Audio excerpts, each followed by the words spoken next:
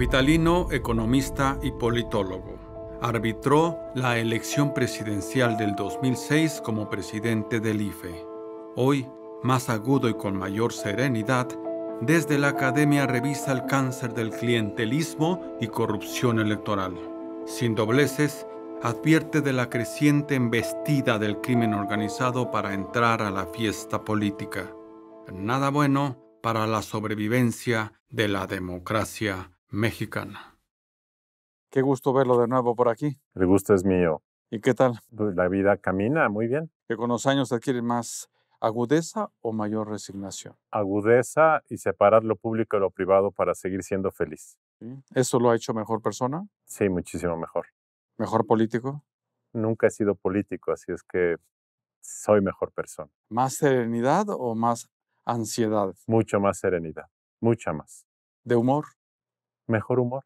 En estos días, a un vaso con la mitad de agua, ¿cómo la describe? Un vaso con la mitad de agua que hay que llenar para que esté completo. ¿Los demócratas están de fiesta o de luto? Están en un periodo sombrío del mundo y de México. ¿Aún piensa que los hay en este país? Sí, hay algunos, pero México jamás ha sido un país de muchos demócratas. ¿Ser demócratas no es la primera condición para que funcione una democracia? Por supuesto, por eso nuestra democracia es tan endeble y tan frágil. ¿Usted lo es? Yo soy un demócrata convencido. ¿Y todavía piensa que funciona nuestra democracia? Está una democracia puberta y no sabemos si se va a ir por el lado de la descomposición o si va a retornar al buen camino. ¿El fatalismo es de los demócratas? No, el fatalismo es de los pesimistas y de los destructores. Los demócratas tienen que tener una dosis de optimismo para poder caminar adelante. ¿La principal lectura de las elecciones estatales del 5 de junio? Votaron, se contaron los votos, pero prevalecen prácticas de mucha deficiencia sobre la cultura democrática. ¿Las instituciones electorales funcionando? Funcionan en lo básico muy bien. ¿Arbitraje robusto? Arbitraje robusto con jugadores que a veces tratan de hacer trampas. ¿Son necesarios? Los árbitros son necesarios, pero debiesen ser más discretos. 4 de 6 gobiernos para Morena. Así es, ganó 4-2 y va en ascenso su hegemonía. 2 gobernaturas, regalo del PRI y con candidatos expriistas. Así es, efectivamente. Mucho de lo que es Morena hoy es el PRI de antes. Una gobernatura con méritos propios, pero con descarada cooptación de votos. Así es. Otra gobernatura ganada con movilización bajo presión de intimidación judicial. Sí, hay muchas gubernaturas que se están ganando de esos métodos por debajo de la mesa. ¿Así se juega en la democracia? Así se juega en un sistema que antes que ser demócrata ha sido un sistema de cooptación, de clientelismo y de presiones. Parece que la alianza PRI-Morena unida será invencible. Es una alianza de facto en cuanto a las costumbres, a pesar de que el PRI formalmente está en otro lado.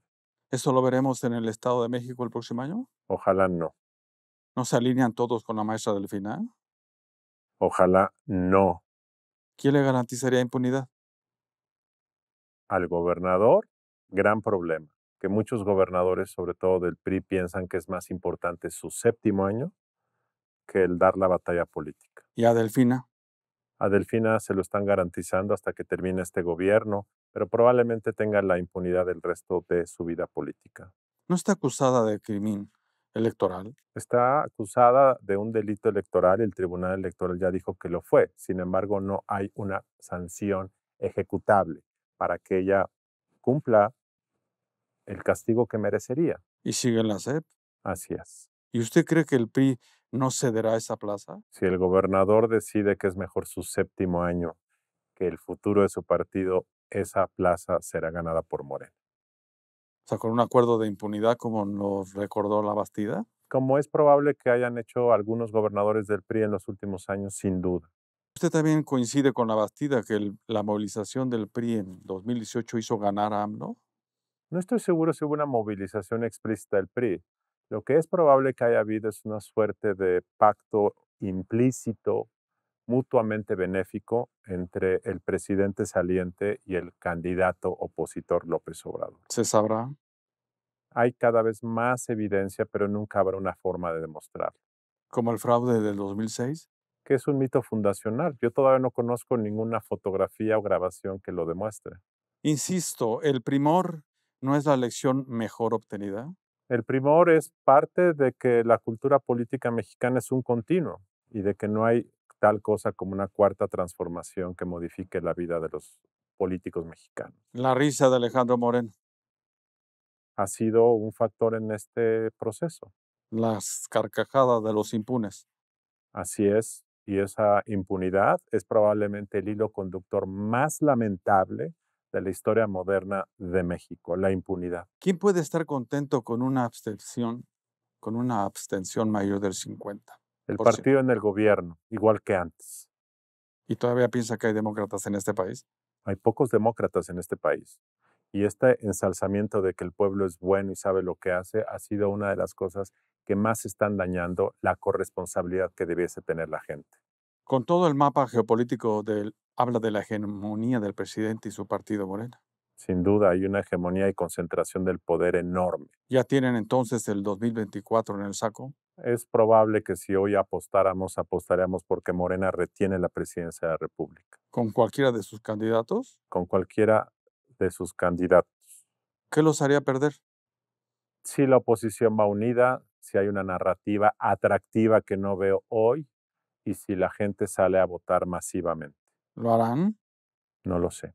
Desunida no se podrá ganar. No hay manera. ¿Los ve unidos? Ahora sí los veo unidos y creo que van a llegar unidos. El tema no solamente es la coalición, sino el mensaje y el candidato. ¿El movimiento ciudadano a qué juega? Juega al movimiento solitario. Se debe unir. Creo yo que sería lo benéfico para generar un sistema de contrapesos y de balances. Los infiernos de Dante. Por cierto, este partido ha sido el partido de Dante. Un partido que aspira a ser moderno no puede ser el partido de una sola persona. Afuera dicen que Morena se quedará otros 12 años. Puede ser posible, por supuesto. El PRI que todos llevamos dentro. La cultura clientelar y la cultura de la adaptación y del oportunismo sin duda es parte de esto. Por cierto, ¿habrá democracia en los regímenes de un solo partido? No hay forma que haya democracia cuando no hay pesos y contrapesos. No hay forma. La democracia es pluralismo y la democracia es vigilancia y competencia. ¿Hacia dónde vamos, don Luis? Vamos hacia una prolongación del sistema clientelar, del sistema de impunidad, del sistema discrecional que ha caracterizado a México buena parte del siglo XX. Después de este periodo que nos va a durar 10 o 20 años, a lo mejor México empieza a cambiar, pero desafortunadamente yo veo que ahí estamos y ahí estaremos un buen rato. ¿Se aprendió algo del Priato? Se aprendió algo que López Obrador quiere desmontar. El principal aprendizaje democrático fue que la democracia requiere controlar al poder. Y López Obrador lo que busca es justamente desmontar los contrapesos al ejercicio del poder. ¿Todavía piensa que funciona nuestra democracia? Siento que somos una democracia puberta, que se puede seguir en la ruta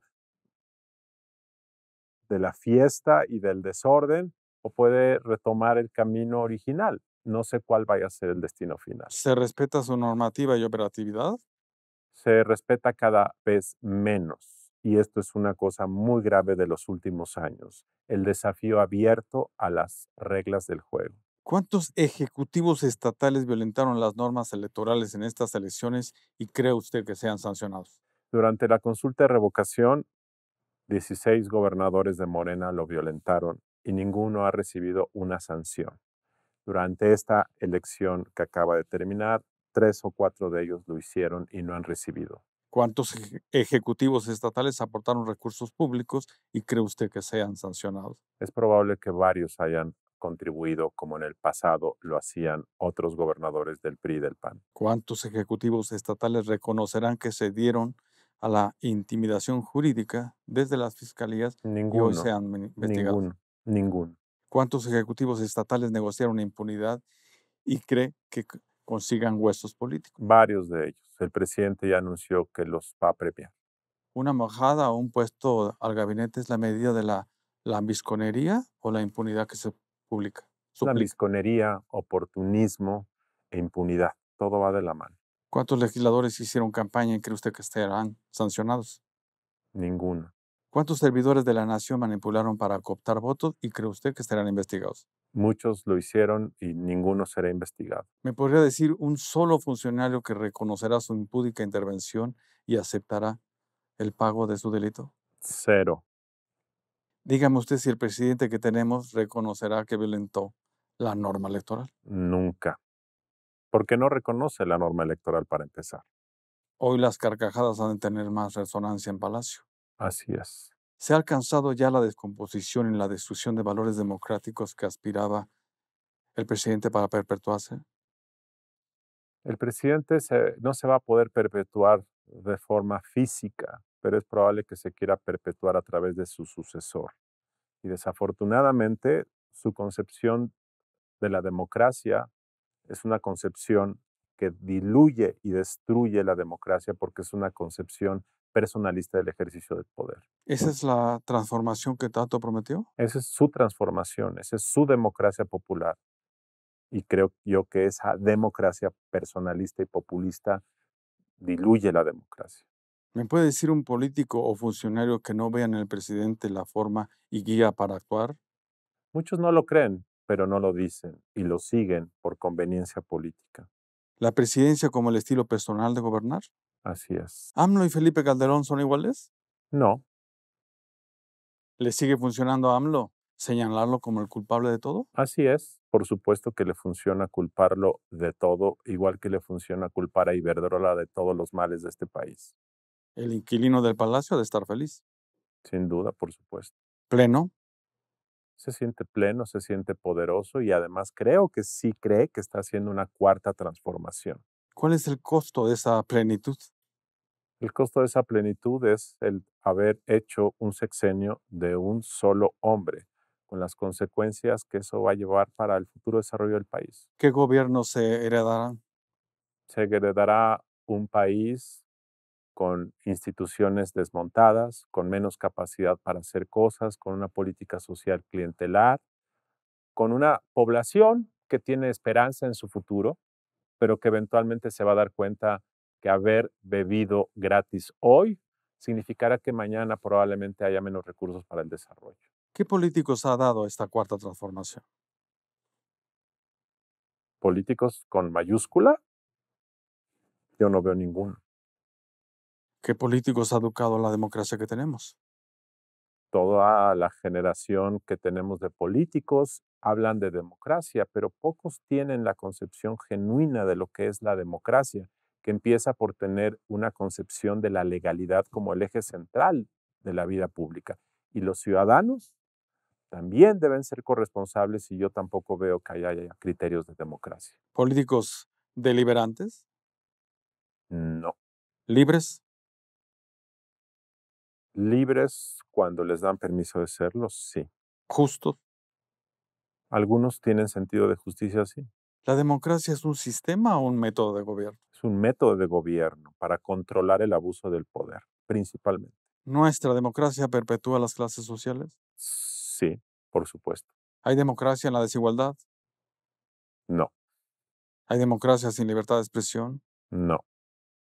¿Nuestra democracia nos ha vuelto más sumisos o más demandantes?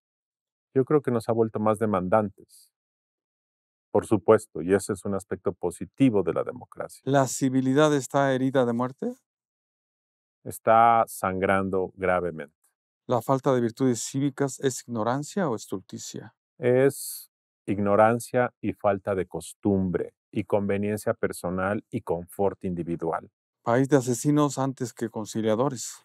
Es un país violento, muy violento y cada vez más violento. País de abusivos antes que de empáticos. Cada vez hay más abuso y menos empatía social, sin duda. ¿Qué ciudadanos está formando lo que llaman la cuarta transformación? Está generando un victimismo compensatorio, en donde se les hace creer que han sido ultrajados y que por lo tanto tienen que recibir los beneficios sin hacer un esfuerzo propio. ¿Dependientes? Sí, ¿Manipulados? algunos sí. ¿La pobreza es la mayor de nuestras justificaciones para la cooptación y manipulación? Es una de las maneras para generar una política del resentimiento, de la cooptación, sin duda. Ciudadano pobre, pobre demócrata. No necesariamente. A lo mejor nos exigimos más de lo que pretendemos llegar a ser. Probablemente hemos soñado, pero yo creo que vale la pena mantener ese ideal como una posible meta en el futuro que no hemos logrado. ¿Qué estamos haciendo con este presidente? Con este presidente, la mayor parte de la población lo apoya y lo quiere. Y hay un segmento que está muy preocupado por el destino de este país. ¿Hasta dónde seremos responsables de su permanencia? Seremos responsables todos de su permanencia y la mayor parte de la población quiere que haya continuidad de su obra de gobierno. La sombra del Tlatoani. Sí, por supuesto. La, Y más que del Tlatoani, del patriarca y del padre severo que le dice al pueblo cómo actuar y cómo recompensarlo moralmente. la sumisión al Mesías. Sin duda es parte de esto. La risa del inquilino del palacio. Sin duda hay una risa burlona detrás de su rostro. Y ahora todas las baterías oficialistas se apuntan hacia el INE. Así es, desde 2006 ¿Hasta dónde lo quiere socavar? hasta desmontarlo y desmantelarlo y cumplir su meta de que es parte de el problema original. ¿Se acrecientan entonces los ánimos autócratas? Sí, por supuesto. Y si es tan predecible el presidente, ¿por qué no se le puede vencer? Porque es popular, porque tiene mucho dinero y porque tiene a muchos súbditos dentro de su partido. ¿En verdad invencible? López Obrador no lo es, tan no lo es que en 2024 va a dejar su mandato como presidente de México. ¿Y hay oposición que en verdad se oponga? Hay un segmento de la oposición que cada vez se está oponiendo más, de manera muy tímida todavía. ¿Con Anaya? No creo que sea el mejor candidato viable. ¿Monreal? Creo que saldrá de Morena próximamente. ¿También piensa que el estancamiento económico y la inflación harán que pierda? Creo yo que esos pueden afectarlo, pero hay una mística y hay un blindaje respecto a López Obrador que creo que se va a mantener hasta que termine su gobierno. ¿La intervención del crimen organizado en las campañas es un abuso o una recapitulación? Es el mayor desafío a la democracia mexicana. ¿Esos abrazos ya piden matrimonio? Ya están cobrando cada vez más caro y quieren meterse a la fiesta de manera completa. ¿Los capos del crimen han decidido formar ya una clase política? Están viendo que para qué sobornar políticos si ellos pueden hacer la política de manera directa. Afuera dicen que el crimen está tan organizado que hasta tiene un partido. Sí, siempre es el partido en el poder con quien se acercan y hoy es Moreno. ¿Eso también sería democracia? No, por supuesto que no. No puede haber una democracia capturada por el crimen organizado. ¿El país en sus manos? Cada vez más, desafortunadamente. ¿Usted también piensa que el negocio del crimen organizado es uno de los 4 pilares del proyecto económico del presidente? No sé si del proyecto económico, pero en los hechos hay una complicidad que políticamente favorece al partido en el gobierno. ¿Ya llegó el crimen organizado al palacio? No creo, ¿Eso que lo escuchen los senadores de Estados Unidos? por supuesto. AMLO, además, quiere aislarse del mundo. AMLO quiere satisfacer a su pueblo y si aislarse del mundo es un instrumento para ello, lo va a hacer. ¿Y aún piensa que hay democracia en este país? Pienso que hay una aspiración democrática y un andamiaje básico demócrata y que no debemos cejar en esa aspiración. Si la reforma electoral no procede del antojo del gobierno en turno, ¿se impondrá sin más? No hay forma de que se imponga sin más, pero sí habrá un deterioro de las instituciones electorales. ¿Sí a la reducción de consejeros? No, ¿Sí a la liberación de la fiscalización de los partidos? no, ¿Sí a la desaparición del INE? no, por supuesto que jamás. ¿Qué reforma es esa que busca el presidente? Una reforma para usar su narrativa, para avivar figuras de confrontación, una reforma para justificar incluso su eventual derrota en 2024. ¿El PRI es de confiar para evitarlo? Sí, en este caso sí. ¿Igual ve al crimen organizado interviniendo en los lobbies para la votación de esa reforma? No, no lo veo. ¿No? No, para la reforma electoral no veo al crimen organizado involucrado en este tema. ¿Para qué reforma? Ninguna reforma veo que el crimen organizado esté interesado. ¿El crimen organizado no tiene representatividad en las cámaras legislativas?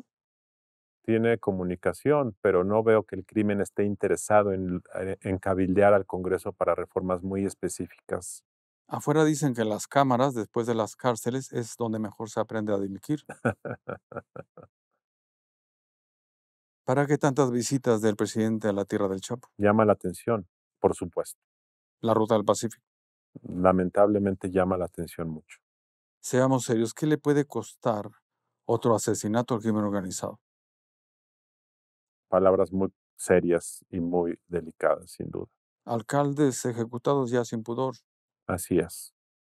En fin, hay democracia donde gobierna el crimen organizado. No hay democracia y este es el gran desafío y de sobrevivencia de corto plazo de la democracia mexicana. Esa es la advertencia. Este es el gran problema de la democracia. No es el INE, es más, ni siquiera es el clientelismo ni la movilización, que son problemas. El gran problema de sobrevivencia de corto plazo de nuestra democracia es el crimen organizado que está metiéndose a la fiesta a operar directamente.